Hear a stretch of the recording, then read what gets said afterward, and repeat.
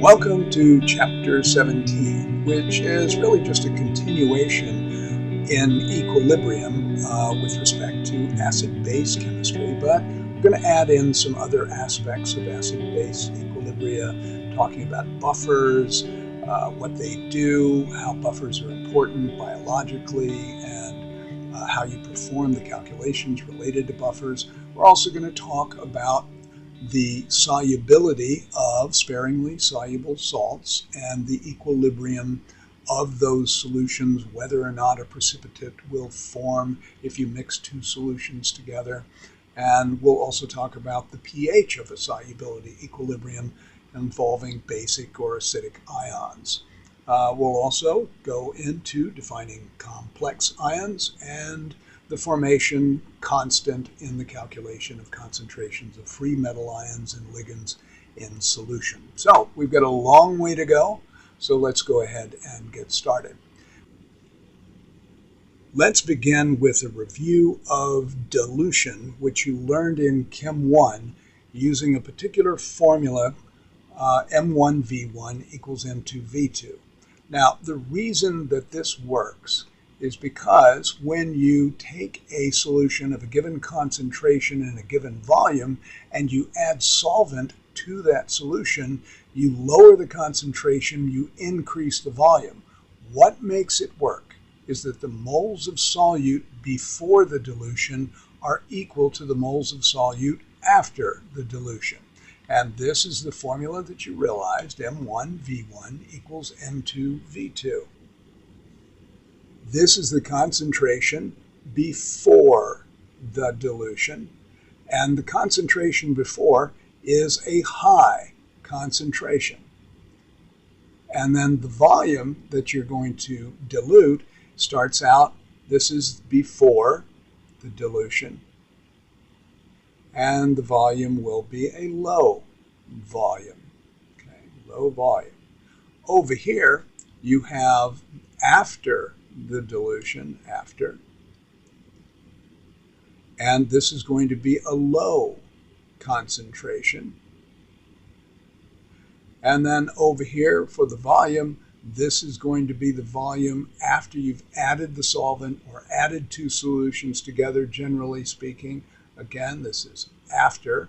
So that volume is going to be a high volume. It's going to have increased considerably. So this is a high volume. Well, if you remember, volume times molarity, which is moles over volume, typically in liters. And if the volume is in liters, the volume will cancel when you multiply this, leaving moles.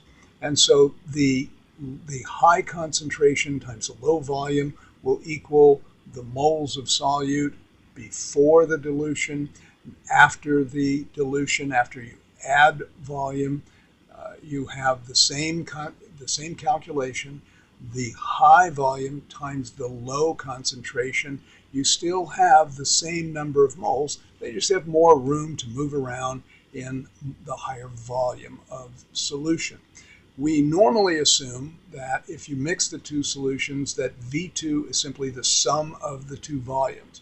There may be occasion, given the particular problem, where there's some nuance to it. You have to be a little bit more careful in constructing what the V2, the final volume, actually is. So let's go ahead and do a simple dilution problem. Here we have a solution, and our solution, we're going to mix two. I'll just kind of do a little bit of artwork here.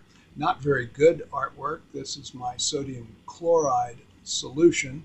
And over here, I've got a potassium iodide solution. Now, the peculiarity here is you have two different solutes, but we're only calculating the new concentration of one of the solutes. The truth is, because the concentration of the potassium iodide and the concentration of the sodium chloride are the same, the volume of the initial volume of the potassium iodide, the initial volume of the sodium chloride is the same. So we're going to dilute both of these solutes to the same degree. That is, you're going to come out with the same concentration of both of the solutes in this case. So we have M1 V1 is equal to M2 V2. All right, so M1 is 0.100 molar. V1 is 25.00 milliliters. And then that's going to equal M2, which is what we are looking for. And V2, the final volume. Well, let's see. We've got 25 milliliters here and 25 milliliters here in the sodium chloride solution. We are going to add one solution to the other. So essentially, we're adding this volume to this volume, and so 25 milliliters plus 25 milliliters equals 50 milliliters. So that gives us a V2 of 50.00 milliliters. So all we have to do is solve algebraically for M2. We're going to divide both sides by the 50 milliliters. The 50 milliliters cancels over here.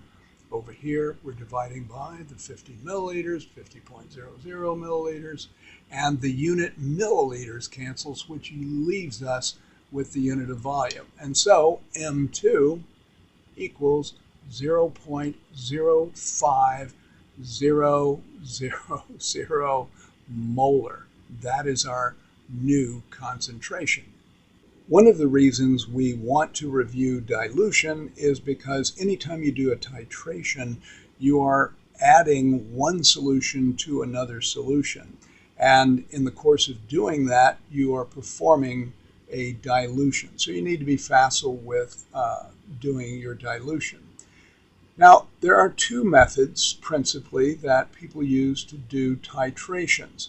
The first method that you were probably introduced was the stoichiometric calculation, and it works great. I teach it in my course, but I don't exclusively teach it. I teach another method as well.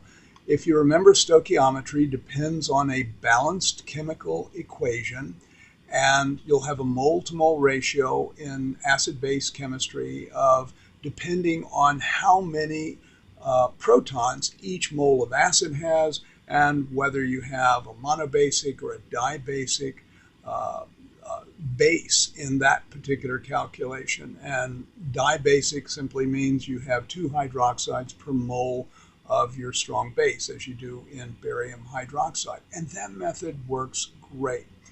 Personally, for people who work in the lab a lot doing titrations, they use a different method. And it's based on something that you remember is the net ionic equation of an acid-base double replacement reaction. And that is, for every hydroxide, you require 1 hydrogen ion to make 1 mole of water. And that is, the moles of hydrogen are equivalent to the moles of hydroxide, because it's really a 1-to-1 ratio to make 1 mole of water. Again, I have to emphasize, this is not the dilution equation that I am about to present to you. Here's why. I know it looks like the dilution equation, but it is not. In fact, Dr. Patterson calls it the titration equation. I think that that is a good name for it, so we're just going to call it the titration equation, the titration formula. Let's do it that way. The titration formula. All right, so here's the difference. If I go up and I look at phosphoric acid, there are 3 acidic protons to be donated to the solution with barium hydroxide. And so I'm looking at this. I'm looking at this number of moles. This is 3 moles of H plus per 1 mole. This is 1 mole of H3PO4. It has 3 moles of H plus to donate to a solution. And this is just the volume of the H3PO4. And then we set that equal, and we go up and we look at the subscript for hydroxide in the barium hydroxide. So this is going to be 2 moles of hydroxide ion, and then we'll have for every 1 mole of barium hydroxide, because barium hydroxide is dibasic, 2 hydroxides per mole of barium hydroxide, and then this is just the volume of the barium hydroxide. Now, you're still dealing with volume times molarity equals moles, but because each of these 2 species has a different number of moles of hydroxide and here a different number of moles of hydrogen ion, you have to reflect that in the formula. Now, if you just do M1V1 equals M2V2, 9 times out of 10 you're going to get the wrong answer unless it's a 1-to-1 mole-to-mole ratio, in which case, look, it's not here. Okay? And again, stoichiometry will work fine in doing this. For my money, you can turn this type of titration into less than a minute titration. And stoichiometry takes a lot longer than that. Okay. Where N sub A, or the number of moles of acid, is the number of hydrogen ions from each acid and molecule, and N sub B is the number of moles of hydroxide ions from each base molecule. Okay? All right, I think that's enough of that. All right, let's go ahead and do an actual problem that you might be required to do in lab. So we're going to use the same acid-base reaction, phosphoric acid and barium hydroxide. And the question is, how many milliliters of 0.1 molar barium hydroxide are needed to titrate 25 milliliters of 0.875 molar phosphoric acid? So a typical setup would be like this. Excuse the crude drawing. I've got the barium hydroxide in the burette, and it's a 0.1 molar concentration. I'll start out at 0 milliliters, and generally burettes go to 2 decimal places here. In the Erlenmeyer flask, I'll have the phosphoric acid, 25 milliliters out of it that I've put in very carefully. I'll also have some indicator in there so that I can recognize the end point of the titration when the color changes. That's a terrible spelling of indicator, but there it is.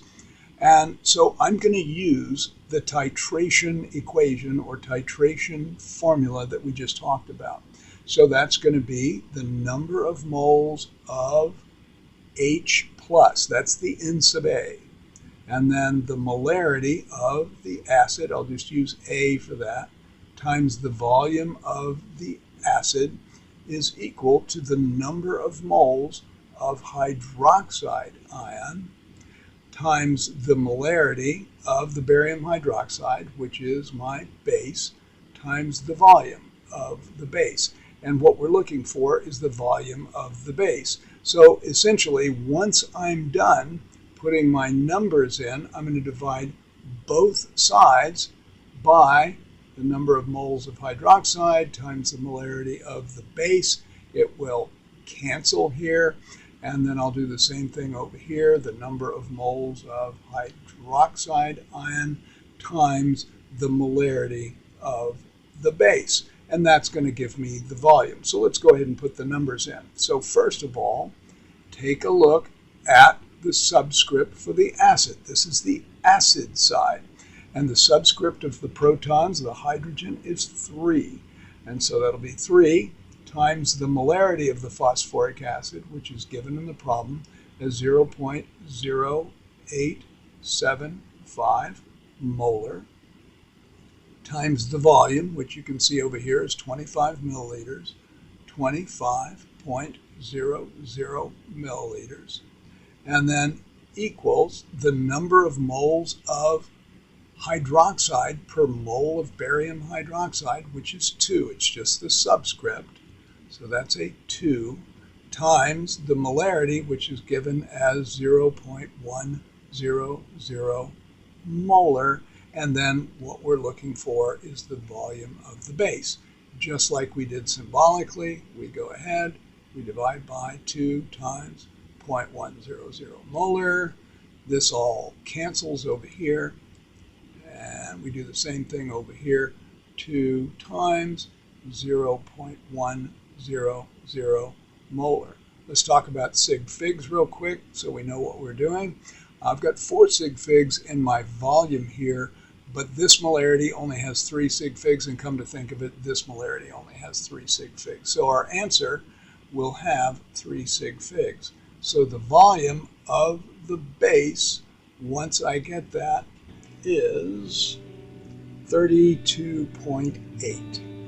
32.8 milliliters. That is an 8, believe it or not. And that would be my answer. Okay, I think it is time to move on to a different subject. Hopefully that solves some problems for you.